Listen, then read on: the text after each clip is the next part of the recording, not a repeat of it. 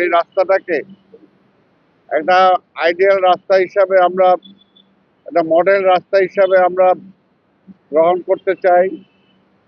প্রত্যেকটা মানুষেরই বা প্রত্যেকটা বাড়িরই একটা আঙ্গিনা থাকে, যে সেই আঙ্গিনাটাকে সুন্দর করে সাজাতে চায়। আমরা পুরো ঢাকা শহরকেই সুন্দর করে সাজাতে চাই। আমাদের মাননীয় প্রধানমন্ত্রী যে ক্লিন সিটি গ্রিন সিটি করার যে প্রত্যয় ব্যক্ত করেছেন, তার অংশ হিসাবে এখান থেকে আমরা শুরু করলাম। এটা পুরো ঢাকা শহরে আমরা করবো ইনশাল্লাহ।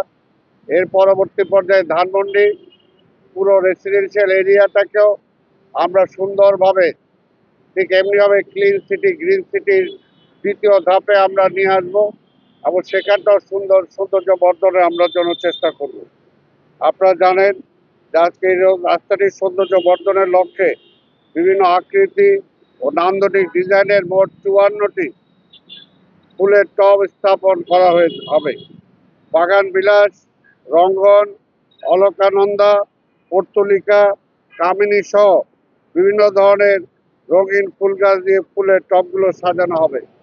আমরা চাই যে মানুষ যত গরিবই হোক না কেন, তারপরও সে একটু সুন্দর থাকতে চায়।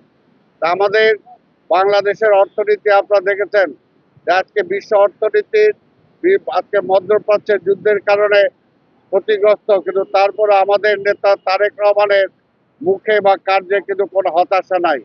তিনি সকল কাজকে সফলভাবে এগিয়ে নিয়ে যাচ্ছেন।